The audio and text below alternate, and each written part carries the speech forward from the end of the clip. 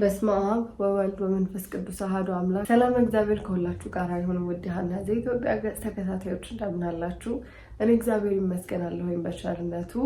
ዛሬ እንግዲህ ይዤላችሁ የመጣሁት ቪዲዮ በጣም ብዙዎቻችን በተለይ በኢትዮጵያ ኦርቶዶክስ ተዋሕዶ ቤተክርስቲያን ውስጥ ያለን ሰዎች ዘፈንን እንደ ቀላል ነገር አድርገን እንደምናየው እና በጣም ብዙ በተለይ የውጭ አርቲስቶችን የምንደግፍ ብዙ አለን እና ዛሬ እንግዲህ በጣም ብዙ ኢትዮጵያውያን በእርግጠኝነት የሚደግፏት ቢዮንሴን እሷና ስለምታደርጋቸው ሪቹዋልስ ወይም የጥንቆላ ስርዓቶችና የተለያዩ በእሷ ዙሪያ የተነሱ ሀሳቦችን ነው የምናየው ከማስረጃ ጋር ማለት ነው።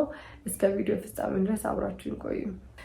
የተለያዩ መንፈሳዊ መጽሐፍትን፣ ድርሳናትን፣ ገድላትን፣ መዝገበ ጸሎቶችን፣ መጽሐፍ ቅዱስን እንዲሁም ለቤተ ክርስቲያን የሚሆኑ ነጠላዎችን፣ ቤታችን ውስጥ የምንለብሳቸውን ጋቢዎችን ከዛም በተጨማሪ የቤተ ክርስቲያን ዜማ መሳሪያዎችን እንደ በገና፣ እንደ ክራር፣ እንደ መሰንቆ ለምትፈልጉ እህት ወንድሞቻችን በዚህ ስልክ ቁጥር እየደወላችሁ ማዘዝ ትችላላችሁ። ወዳላችሁበት ሀገር እንልክላችኋለን። እንግዲህ በሚሊዮን የሚቆጠሩ አድናቂዎቿን በአንድ ዘፈን ማፍዘዝ የምትችለው ይህች አርቲስት ከማራኪ ድምጿና የመድረክ ብቃቷ ጀርባ የደበቀችው ምን ይሆን?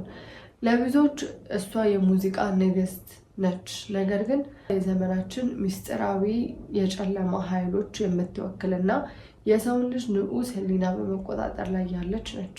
ከምናየው ትዕይንት ጀርባ በታዋቂነቷ ለመቀጠል የምታደርገው ጥንቆላ ዛሬ እግዚአብሔር በፈቀደልን የምናጋልጥ ይሆናል። ቢዮንሴን ሰዎች የሚያውቋት በምትሰራቸው የተለያዩ ሚውዚክ ቪዲዮዎች እና በዳንሶቿ በብዙ ነገር ትታወቃለች። ነገር ግን ቢዮንሴ ይህንን ፌም ወይም ይህንን እውቅና ይዛ ለመጠበቅ ምን ዋጋ ከፍላለች፣ ምን እያደረገች ነው የሚለው ነው የምናየው። እንግዲህ ይህ እውቅናዋን ይዛ እንድትቀጥል የሚያደርጋት ምንድን ነው ብለው የሚያጠኑ በጣም ብዙ ሴራ አጥኚዎች አሉ እና እነዛ ሴራ አጥኚዎች ቢዮንሴ ተራ ዘፋኝ አድርገው አይመለከቷትም። እንደነሱ አባባል እሷ የምትጠቀምባቸው ድምፆች፣ እንቅስቃሴዎች እና የሙዚቃ ምት ወይም ቢት ተራ መዝናኛ ሳይሆኑ ሰዎችን በስነ ልቦና ለመቆጣጠር የሚረዱ የአስማት ጥበባት ናቸው። በሙዚቃዋ ውስጥ የምትጠቀምባቸው ድግግሞሽ የሰዎችን ንዑስ ሕሊና ለመክፈት ታስበው የተዘጋጁ ናቸው። አንዳንድ አጥኚዎች እሷ በድብቅ የምትፈጽማቸው የጥንቆላ ስራዎች በዓለም ላይ ከፍተኛ ተጽዕኖ እንድታደርግና በብዙሃኑ ዘንድ እንደ አማልክት እንድትመለክ የሚያደርጓት የአስማት አይነቶች ናቸው ብለው ያምናሉ። ብዙ ጊዜ ካያችሁ የቢዮንሴ የመድረክ አቀራረቧ ለየት ያለና ሁል ጊዜ በድግግሞሽ በጣም ሰዎችን የሚስብ ነው። ይህም ደግሞ ስልታዊ የሆነ ድግምት ወይም ሪቹዋል ነው። በአልበሞቿ ውስጥ የምትጠቀምባቸው የውሃ፣ የእሳት፣ የምድር ምስሎች እንዲሁም የምትጨፍርባቸው ስልቶች ጥንታዊ የአምልኮ ስርዓቶችን የሚኮርጁ ናቸው። በተለይ በቪዲዮቿ ውስጥ የምታሳያቸው ስሜታዊ ውዝዋዜዎች ተመልካቾች በኃይል እየሳቡ ወደ ጨለማው ዓለም የሚገዙበት ዘዴ እንደሆነ ይነገራል። ወይም ተመልካቾችን በኃይል እየሳቡ ኤነርጂያቸውን፣ ኃይላቸውን ለጨለማው ዓለም የሚገብሩ ናቸው። በተለይ ደግሞ እኛ ክርስቲያን የሆንን ሰዎች በተለይ እንደዚህ የእርኩሳን መናፍስት ሲጮሁ ጸበልም ሆነ ቤተክርስቲያን ሲጮሁ የምናያቸው የሚያደርጓቸው ስርዓቶች አሉ። ወይም ደግሞ በጠንቋይ ቤትም ሄዳችሁ የምታውቁ ካላችሁ የሚደረጉ ሪቹዋሎች አሉ። በእንትንም አይተን እናውቃለን። የሚደረጉ የተለያዩ ሪቹዋሎች፣ የተለያዩ የሰውነት እንቅስቃሴዎች አሉ እና እሷ ያንን እንቅስቃሴዎች እንደ ዳንስ አድርጋ ታቀርባለች ማለት ነው እና ቢዮንሴ በጣም በትልቅ በሃይ የሆነች ጠንቋይ እንደሆነች ከዛም በተጨማሪ ደግሞ ጥንቆላን እየተጠቀመች እውቅናዋን ከድሮ ጀምሮ እስካሁን ድረስ እያስኬደች ያለች ከዛም በተጨማሪ በጣም ብዙ ግራሚስ ያሸነፈች በብዙ ኢትዮጵያውያን በተለይ በጥቁር አሜሪካ ወይም ውጭ ሀገር ተወልዶ ያደጉ ኢትዮጵያውያን በጣም ኢትዮጵያውያን ላይ ተጽዕኖ ወይም ኤርትራውያን ላይ ተጽዕኖ የምታደርግ አፍሪካውያን ላይ ኢንጀነራል ምክንያቱም እሷ አፍሪካን አሜሪካን ስለሆነች ተጽዕኖ የምታደርግ አንድ ዘፋኝ ናት ማለት ነው እና ከዚህ በኋላ እንግዲህ የምናየው ቪዲዮዎች ምንድናቸው እንዴት ጠንቋይ እንደሆነች እና ያ የምታረገው ስርዓቶች እንዴት እንደሆኑ የምታመልካቸው አማልክት ወይም እኛ እንዳልኳችሁ እኛ ዛር ምናምን የምንላቸው እሷ አፍሪካ ትራዲሽን ደብቃ የምታስመልካቸው እነዚህ የባዕድ አምልኮ ናቸው ማለት ነው። እስኪ አንዳንድ ቪዲዮዎች ነኝ። እሺ መጀመሪያ ግን እንግዲህ የምናየው ከአንድ ፖድካስት ላይ አንድ ጠንቋይ ነኝ የምትል ማለት በግልጽ እንግዲህ አሜሪካ ውስጥ ወይም ውጭ ሀገር በግልጽ ጥንቆላን እንደ አንድ በቃ የራሳቸው ሆቢ አድርገው የሚኖሩ ሰዎች አሉና ከነዛ ውስጥ አንድ የሆነች ግለሰብ ናት።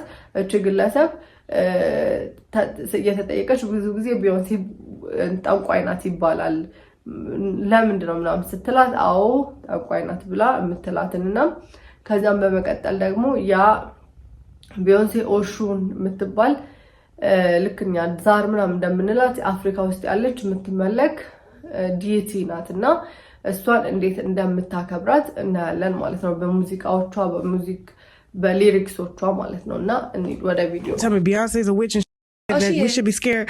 Yeah, okay. Yeah. She's an Ifa. So when she wears her yellow, that's Oshun. So it's another kind of tradition. Okay. Like a lot of people would think but it's really Ifa. So it's like a lifestyle as a religion. You know? Compared to the goddess Aphrodite in Greek mythology. And in many cultures, you could say some part of Oshun showing up. This love goddess is in practically almost every walk of life. And so there's a texture of that carries that Oshun energy. Yellow, gold, orange are some of her main colors. Some of the offerings for Oshun are oranges, honey, gold, sunflowers, cinnamon, mirrors, bells, brass, all of these nice things. Her feast day is the 8th of September. I am the Nala, sister Naruba, Oshun Queen Sheba. I am the mother. Put me on game. Time on gold chains with my Oshun energy. I am the Nala, sister Naruba, Oshun Queen Sheba. I am the mother. On my ancestor put me on game. Time on gold chains with my Oshun energy. Because things have become popular, you know, in pop culture, in music, some of your favorite artists are singing about it, and then you're like, I'm gonna go back to the gods of my ancestors. But did our ancestors worship things outside of Christianity? Yes. But were they also devil worshippers? Yes. People talk about African spirituality and all this stuff. If you want to go there, then go all the way. Don't pick and choose. Because she was in Nigeria. She was with the Efik tribe in Calabar. This was like during the late 1800s. And this was a time that the culture believed that it was right to kill twins. Literally, they saw twins as evil. And when a woman would give birth to twins, they would take the children and put them in what was known as an evil forest. And they would allow the children to starve to death or to be eaten by wild animals. This was the culture of our ancestors. So if we want to talk about culture, go all the way.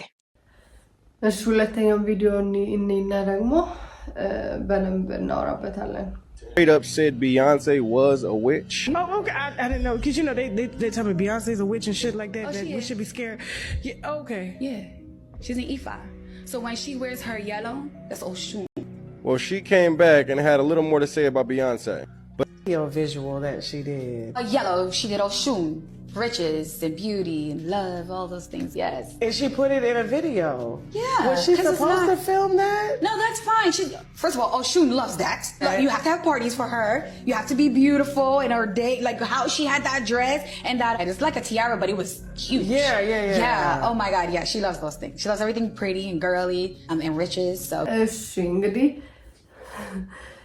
ማለት እነሱ በጣም ኖርማል አድርገው ነው የሚያዩት።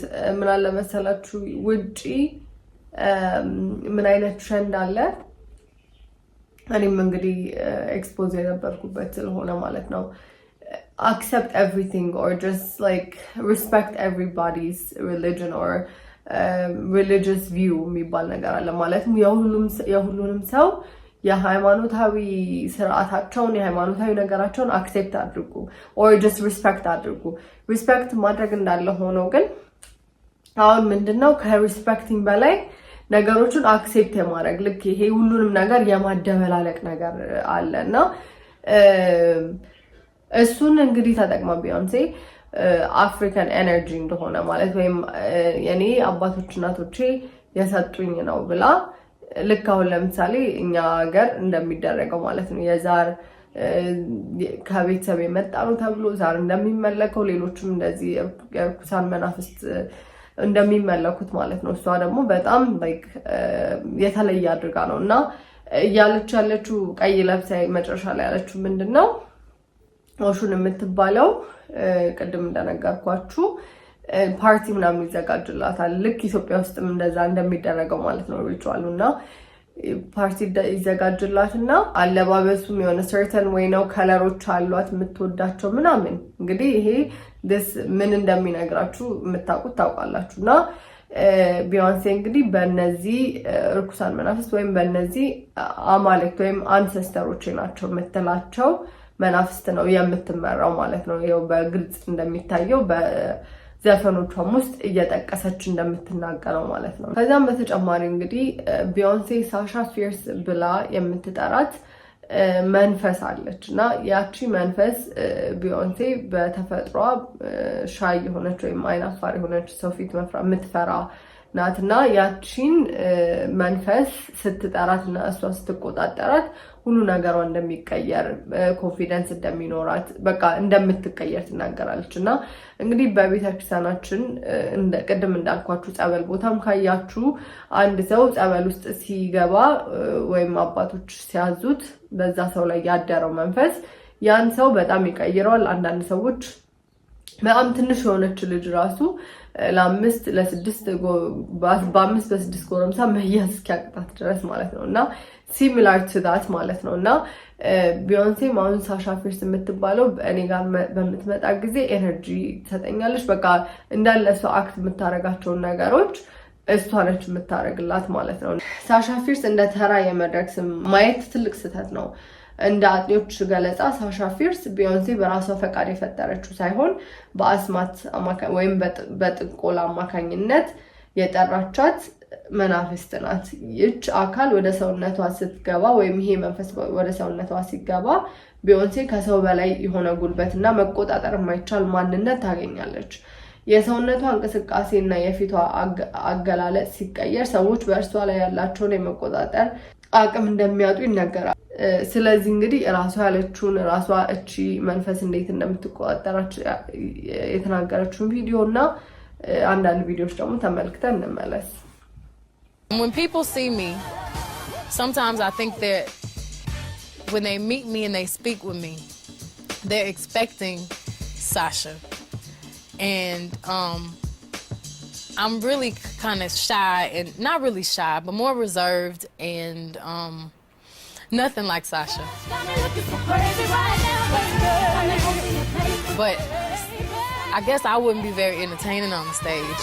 So Sasha comes out and she's fearless. You know, she can do things that I cannot do when I'm in rehearsal. I mean, I can try, but then it just doesn't happen. I can sing notes and sing strong and do all these things that when I'm just by myself, I can't do. And I remember right before I performed, I raised my hands up and it was kind of the first time I felt something else come into me.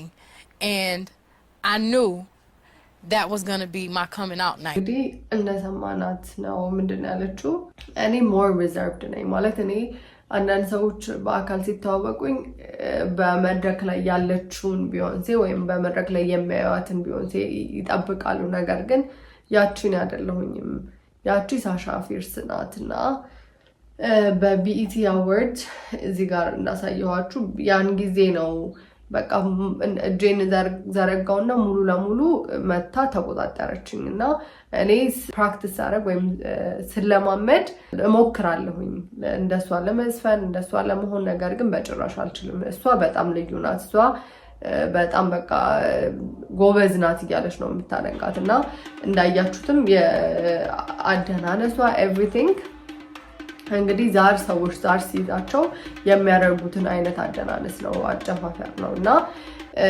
እንግዲህ ይሄ ራሷ በአንደበቷ ያለችው ነገር ነው። ስለዚህ ቢዮንሴ ኦብቪየስሊ እሷ ብቻ ሳትሆን በጣም ተለቅ ካለች ትልቅ ከመናፍስት ጋር እንደሆነ ስራዋ እንግዲህ በራሷ አንደበት ሰምተናል ማለት ነው።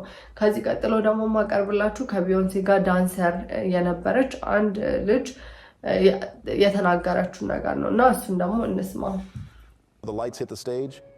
Why some artists seem untouchable, like their bodies belong to something greater than themselves. People say it's talent. Others whisper it's something darker. I didn't believe it until I saw it with my own eyes.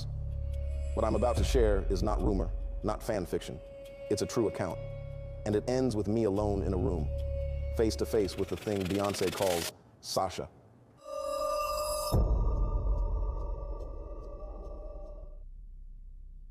On my first day as a dancer, they handed me a contract thicker than any Bible I'd ever seen. Most of it was the usual legal jargon about wages, image rights, and liability. But a few lines stuck out, burned into my memory even now. No phones backstage, no speaking unless spoken to. And one rule that felt more like a curse than a guideline: never interrupt Beyoncé's preparation rituals. At the time, I thought it was a joke, a diva clause, something her lawyers slipped in to keep her private. But later, when the air grew cold around her, when the lights bent themselves to her will, I realized it was a warning. The first week nearly broke me.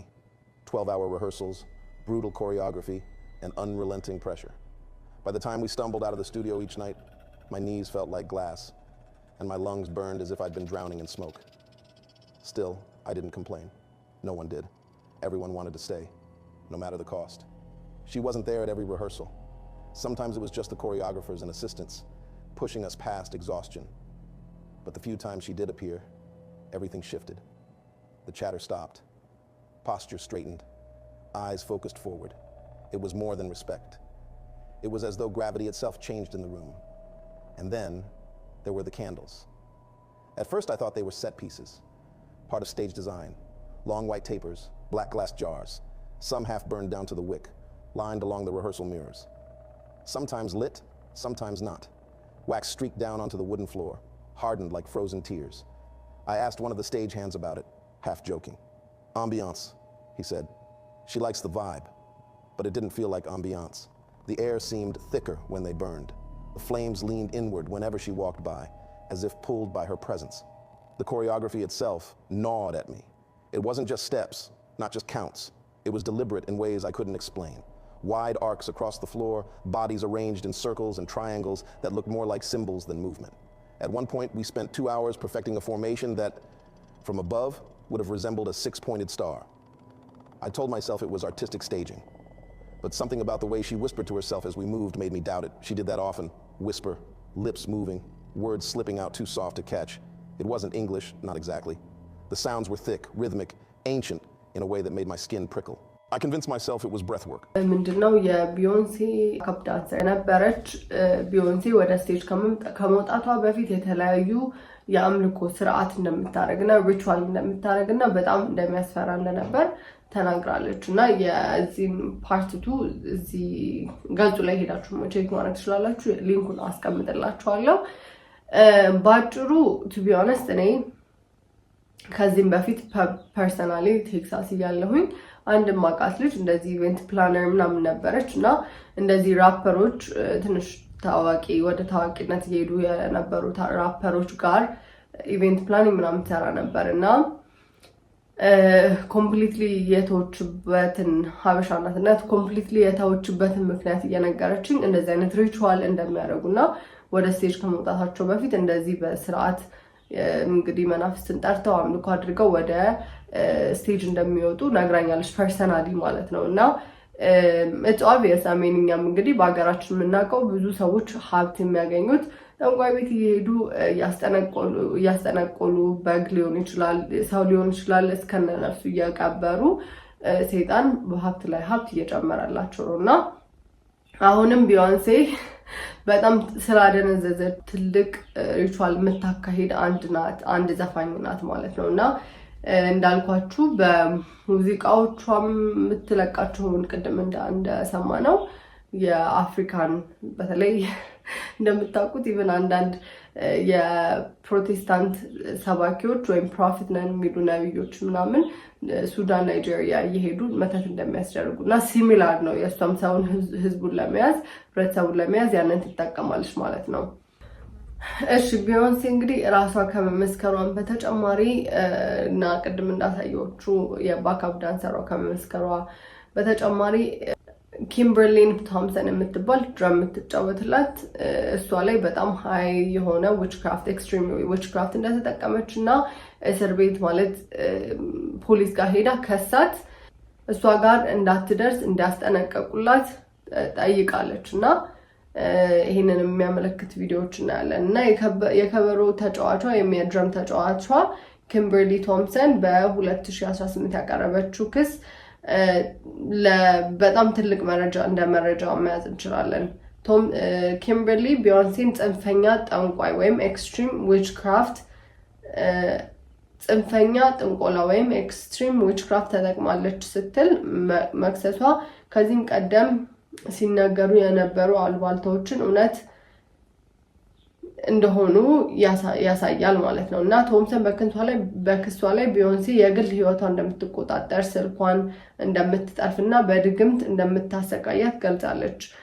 ምንም እንኳን ፍርድ ቤቱ ማስረጃ የለም ብሎ ቢዘጋውም ብዙ ሰዎች ግን ይህ ውሳኔ ራሱ ቢዮንሴ በስርዓቱ ውስጥ ያላት ከፍተኛ ተጽዕኖ የሚያሳይ ነው ብሎ ይከራከራሉ። ማለትም እሷ ሜቢ እነዚህ ሰዎች ከፍላ በገንዘብ ዝም እንዲሉ ወይም በራሷ እንግዲህ በጥንቆላዋ ዝም እንዲሉ ታደርጋለች ማለት ነው። ከዛም በተጨማሪ በኢንተርኔት ላይ የሚሰራጩ ብዙ ሰዎች እንደውም አንዳየሁት ኒው ኦርሊንስ ውስጥ ኒው ኦርሊንስ እንግዲህ ሄዳችሁ የምታውቁት በጣም it's one of the satanic ማለት ይቻላል በጣም የብዙ ጠንቋዮች የሚሰባሰቡበት ቦታ ነው እና እዛ በጣም ብዙ እንደዚህ የጥንቆላ እቃዎች የሚሸጡበት ቦታ የሚሸጥ የነበረ አንድ ሰው ወጥቶ እህቷ እዛ እቃ ልገዛ በየጊዜ እንደምትመጣና እሷን እንዳያት ተናግሯል።